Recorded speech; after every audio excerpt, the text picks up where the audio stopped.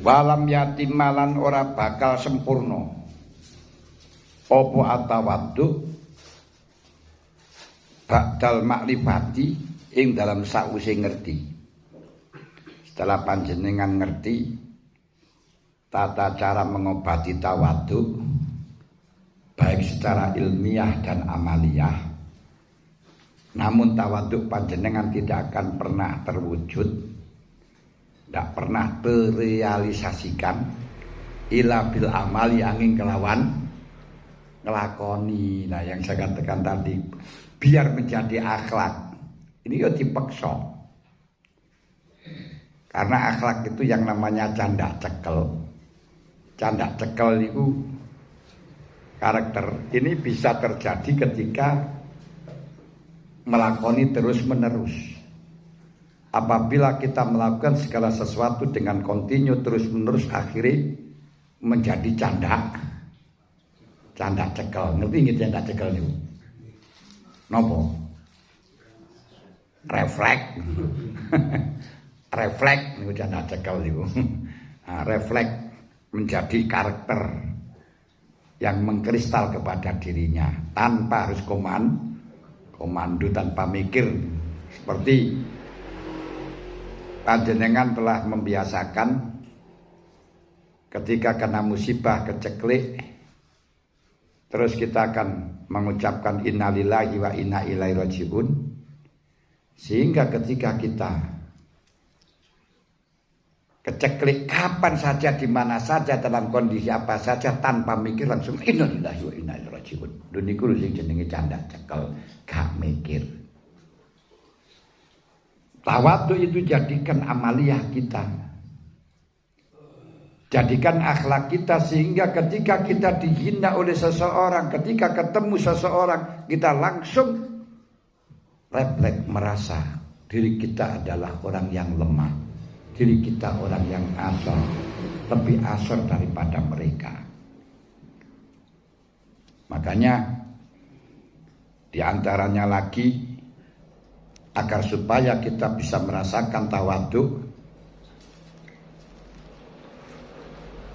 Imam Ghazali mengajarkan, manakala kita ketemu dengan orang tua, maka berpikirlah bahwa orang tua itu sudah banyak pahalanya dibandingkan kamu, tentunya lebih mulia daripada kamu.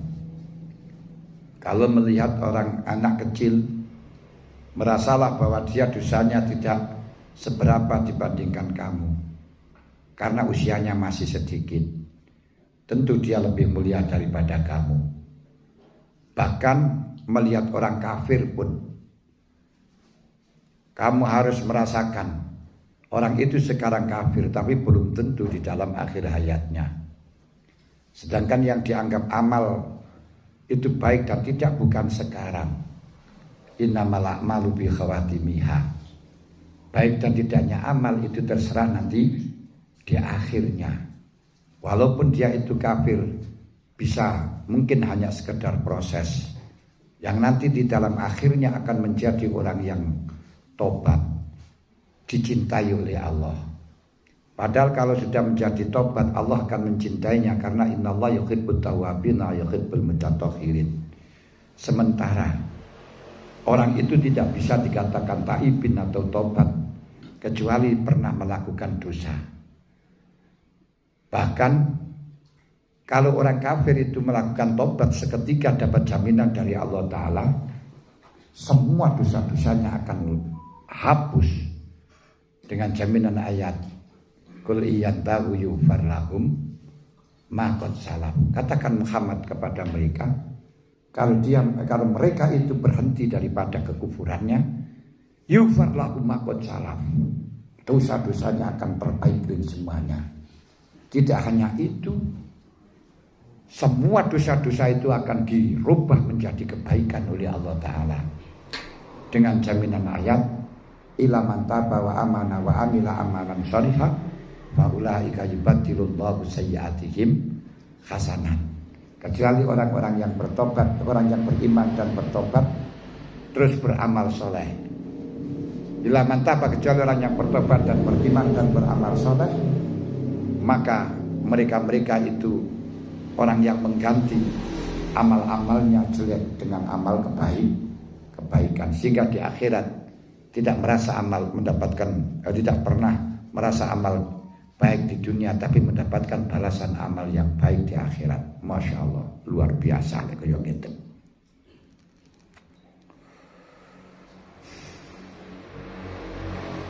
Walizani krono are mengkono la yatam yatimat tawadu ba'dal marifah ila bil amal. Mengingat tawadu itu tidak pernah terrealisasikan kecuali dengan amal. Apa mawon ilmumu bagaimanapun gak ada pengaruhnya kalau tidak diamalkan. Umiro den perintahkan sapa Arab alladzina kang takabbaru kang tokbir takabdombong sapa al Arab sapa alladzina ala Allah wa rasulih bil iman wa bisolah jami'an. Niki karenanya orang-orang Arab yang sombong terhadap Allah, sombong terhadap Rasulnya, oleh Allah diperintahkan iman dan sholat. Karena sholat itu merupakan amaliyah yang bisa mengajarkan, melatih kita untuk tawaduk manakala panjenengan ngerti isinya sholat. Hikmahnya sholat yaitu mengungkapkan rasa rendah kita. Tapi sudah saya sampaikan tadi kenapa satu hari dilatih 34 kali yang wajib saja, namun tidak ngefek sama sekali, kesombongan masih berada di dalam, nongol di dalam hati kita. Nah ini kenapa dan mengapa? Yaitu karena kita latihan tanpa berpikir, tanpa tahu tujuannya, hanya sekedar sujud, sujud wal sujud begitu saja, gak ngerti. Namun ini wis bagus, wis bagus menurutnya. Nah, mulai besok kita ekspresikan waktu sujud, ekspresikan kerendahan kita dengan cara berangan-angan awal kita, tengah kita, akhir kita. Maten. Jami'an halis kapiani wa qabla salat wakila lan den dawuh niki napa? Dan perintahkan bil iman wa bisolati lan kelawan salat jami'an kalis kabehane wakila as-salat imaduddin wakila lan den dawuhaken maring wong Arab apa as-salatu imaduddin. As-salatu ta salat iku imaduddin, dadi tiyang agama. Mergo salat niku rukune Islam sing nomor loro. Sampeyan katakan tiang cagat kaya ngenten iki rukune lek dicekel ping 5 tangan 5 niki saged kuat. Tapi lek ditinggalno siji niki yo kuat tapi tidak sekuat misalnya gak haji. Ya sik kuat. Ditinggalno loro niki wis ora pasti kuat. Gak haji gak poso. Terus ditinggalno telu gak haji gak poso gak zakat niki sing iso ya. Tapi kalau sudah kau tinggalkan yang kedua ini sholat, jatuh sudah. Lah ini wong sing gak sholat karek siji tok. Ya mungkin ku sik iso di nangsang titik-titik ngoten mawon. Lah ini sing iso nangsang titik-titik ngoten ae. Mergone karek syahadat tok. Lagi toh, masya Allah. Dan itu mungkin isi sakit ngoten. Tapi lah dicekel 5 ya buat temenanan ngoten lho. Umpama enggak haji niku sik lumayan ngoten jan sini. Lek gak salat wis nomor 2 gak enak niku. Bahkan wa fi salat lan iku tetep ing dalem pira-pira ajaran salat. Asrorun utawi pira-pira siri. Siri niku rahasia di dalam rahasia. Li ajliya kanat imadan. Li ajliya krana alai asror kanat ana apa salat iku imadan dadi jaga. dadi saka. Nah niku mau sing saya katakan asrornya niku man. Ini sayang 1000 sayang. Kita tidak pernah meresapi asror sholat. Untuk mempelajari asror sholat, asror zakah, asror saum, ini harus kembali pada juz awal mana. Juz awal kita nggak ngaji nih ya Nunya. Nah niku untuk juz awal itu membicarakan soal asror sholat, asror zakah, asror saum dan lain sebagainya. Nah ini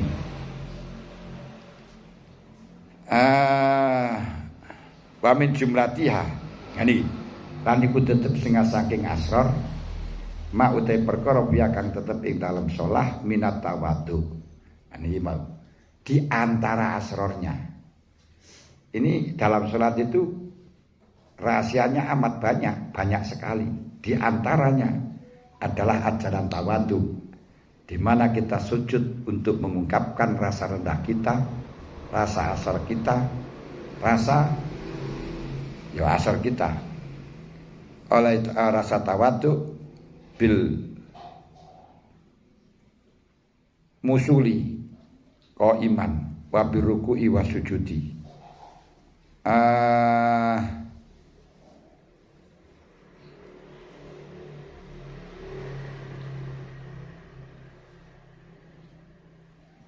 Bil musuli minat tawaduk bil musuli kelan pira-pira napa niku gambaran contoh misal sama musul misal ko iman kali ngadep wa biruku ilan kelan ruku wa sujud lan sujud wakot kana lan teman-teman ana sapa arep iku kodiman ing dalam zaman dingin iku yakni funa padha ngeras kabeh. Ngeras niku sombong. Gak gelem nolak minal inhinai saking merkungkung. Kongkon sujud gak gelem, kon rukuk gak gelem. Tapi karena apa ya uduna minal mihana. Karena merkungkung niku dianggap rendah. Sujud niku dianggap rendah. Makanya tidak mau merkungkung, tidak mau sujud. Sehingga di dalam ungkapan kita ketika kita bertemu dengan orang mulia kita berkungkung, itu menampakkan kehinaan kita dan kemuliaan orang yang kita berkungkung kepadanya. Ora cari kartolo pedutang pedundung atau kemat misalkan hukum atau ikumat nilai niku. Fakana yaskutu min yadil wahid apa sautuhu falayan khani li akhdihi. Bahkan mongko ana kelakuan iku yaskutu jeblok min yadil wahid saking tangane wong siji apa sautuhu pecute wahid falayan khani mongko ora gelem berkungkung sapa si wahid li akhdihi krana ngalap saut. Karena merkungkung itu menurut Arab adalah hina, adalah asar, sehingga mereka niku menolak untuk berkungkung sampai-sampai pernah terjadi ada seseorang yang pecutnya, cemetinya itu jatuh. Dia nggak berani berkungkung, nggak berani. Kenapa? Itu gengsi, rendah. Makanya oleh Allah diperintahkan rukuk niku sejarah ten ngriku, hikmah ten ngriku. Ini karena kita nggak pernah membicarakan soal sirinya rukuk, sirinya sujud di dalam belajar fikih hanya kita lihat dari ta'abudnya saja, tapi hikmahnya nggak pernah kita kaji. Yo akhirnya yo seperti ini. Tapi belum terlambat, mergo saya durung mati. Akhirnya pipalan khanile akdi wayang kotiu. Bahkan wayang kotiu lan dadi pegot apa syaraku naklihi serampate niku kapelire sandale wahid para yang kisu mengko ora gelem jengkingaken sapa Wahid raksau ing sirai Wahid li israhi krana bagusi syarab. Sampai karena merkungkung niku lambang keasoran. Ketika kapelir, ngerti kapelir nih? Serampat. Taline sandal niku lho kapelir niku serampati sandal niku pegot. Gak berani dia itu menundukkan kepala. Jengking kepala yang kisumuran jengking akan orang nunduk akan roksahu. Gak berani dia merkungkung untuk menundukkan kepala dalam rangka memperbaiki syaraf. Qala Hakimun bin Hazam. Hakim bin Hazam mengatakan, bayat sebagai Kanjeng Nabi. Niki tapi anu niki nggih pun cara anu pun saged napa niku namine pun sak terminal sih anu to kena tenan ya. Iya toh. Ya wis kok kene ae dhisik. Qala Hakim bin Hazam pun Allah lampis sawat. Bersuwe-suwe ngobatine kok malah kakean obat overdosis. Malah gak waras. Pun nek di pati tanglet iki kejagongan ae.